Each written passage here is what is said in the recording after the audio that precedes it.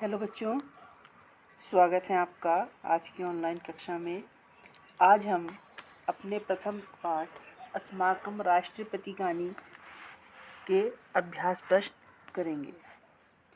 सबसे पहला प्रश्न है, निम्नलिखित अवतरणों का ससंदर्भ हिंदी में अनुवाद कीजिए। इसकी मैंने आपको वीडियो दी है, ये उसमें से आप अनुवाद कर लेंगे। दूसरा प्रश्न है, अस्माकं राष्ट्रप्रतीकानि पाठ का सारांश लिखिए। सारांश मैंने आपको दे दिया है। तीसरा प्रश्न है, राष्ट्रीय प्रतीक किस भाव के प्रतीक हैं?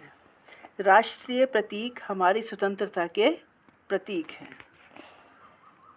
चौथा प्रश्न है, राष्ट्रीय प्रतीकों में किसका सर्वाधिक महत्व है?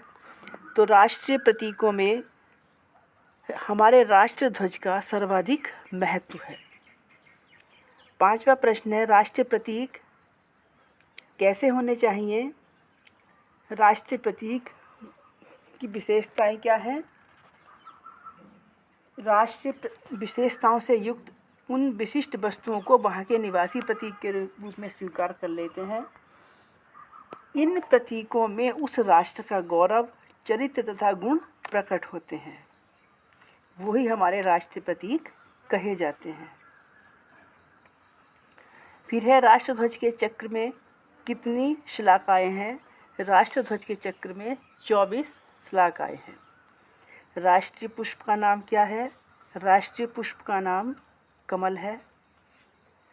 हमारे राष्ट्रगान की रचना किसने की है? हमारे राष्ट्रगान की रचना गुरु रवींद्रनाथ टैगोर ने की है। राष्ट्रध्वज में रंगों का क्रम क्या होता है? राष्ट्रध्वज में रंगों का क्रम होता है, सबसे ऊपर केसरिया, बीच में सफ़ेद रंग और नीचे का भाग हरा होता है। केसरिया रंग त्याग का प्रतीक है, सफ़ेद रंग ज्ञान, मैत्री और सदाशय आदि गुणों का प्रतीक है, और जो हरा रंग है वो सुख, समृद्धि और विकास का सूचक है। मयूर को राष्ट्रीय पक्षी का पद उसकी किस विशेषता के कारण दिया गया है? मयूर को राष्ट्रीय पक्षी का जो पद है वो उसकी सुंदरता और उसकी विशेषता, क्या विशेषता कि जिस प्रकार मधुर ध्वनि करने वाला मोर विषैले सर्पों को खा जाता है,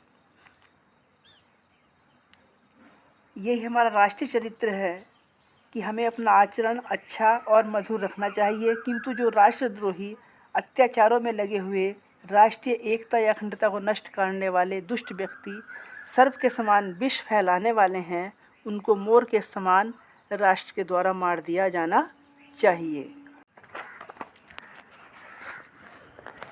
हमारा लास्ट प्रश्न है, कमल को राष्ट्रीय पुष्प का गौरव किस कारण मिला? इसमें हम लिखेंगे बच्चों, शरद ऋतु में यह फूल पानी के छोटे गड्ढों में, तालाबों में और सरोवरों में आप से आप पैदा होता है, बढ़ता है और सूर्य की किरण के संपर्क में खिल जाता है।